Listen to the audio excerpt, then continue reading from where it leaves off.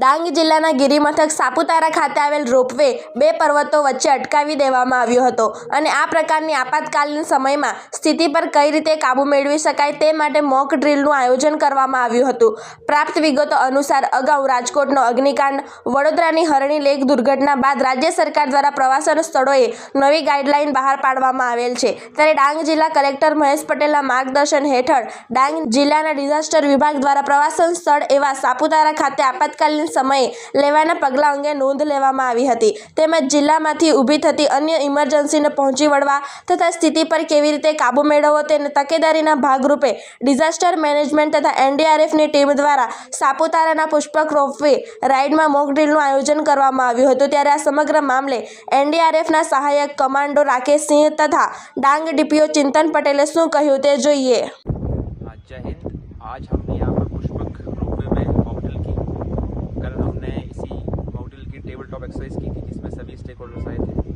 District administration, Pushpak ropeway के members, electric department, health department और बाकी अदर डिपार्टमेंट भी थे। तो कल हमने इसी मॉकड्रिल पे टेबल टॉप की थी जिसमें सीनियर क्रिएट किया था कि कैसे निकालना है। सभी टीमों ने अपना पार्टिसिपेशन दिया और आज उसी टेबल टॉप के आधार पर मॉक एक्सरसाइज हुई थी।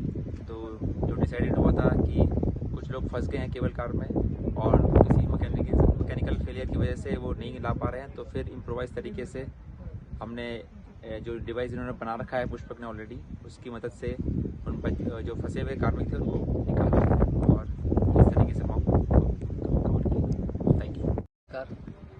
आज रोज सापुतारा पुष्पक રોપવે ખાતે અર્ધવાર્ષિક મોક ડ્રીલનું આયોજન કરવામાં આવ્યું હતું, જે અંતર્ગત 13 તારીખના રોજ 4 કલાકે સાપુતારા નોટિફાઈડ એરિયા ખાતે ટેબલ ટોપ એક્સરસાઇઝ કરવામાં આવી હતી, જે અંતર્ગત માન્ય કલેક્ટર સાહેબના માર્ગદર્શન હેઠળ તમામ મોક ડ્રીલનું સંકલન આયોજન કરવામાં આવ્યું હતું। સાથોસાથ એનડીએફની ટીમ દ્વારા એમના આસિસ્ટન્ટ કમાન્ડર અહીંયા આગળ હાજર હતા અને તમામ વહીવટીતંત્ર અને અલગ અલગ લાઇન ડિપાર્ટમેન્ટને એમને રોલ્સ અને રિસ્પોન્સિબિલિટી એમને સોંપવામાં આવી હતી, જે અંતર્ગત તારીખ 14ના રોજ સવારે 9 કલાકે પુષ્પક રોપવે ખાતે પ્રેક્ટિકલી મોક ડ્રીલનું ડેમોન્સ્ટ્રેશન કરવામાં આવ્યું હતું, જેમાં એનડીએફની ટીમ દ્વારા કોઈ પણ આ રીતની ઇન્સિડન્ટ કે ઘટના થાય ત્યારે એમાં બચાવની કામગીરી કઈ રીતના કરવાની હોય છે એનું ડેમોન્સ્ટ્રેશન આપવામાં આવ્યું હતું। સાથોસાથ વહીવટીતંત્ર, આરોગ્ય વિભાગ, પોલીસ ડિપાર્ટમેન્ટ, ફોરેસ્ટ વિભાગ છે, તમામ વિભાગોએ એમની કામગીરી આવા સમયે કઈ રીતના કરવાની થાય છે એ તમામ વસ્તુ કરવામાં આવી હતી। અને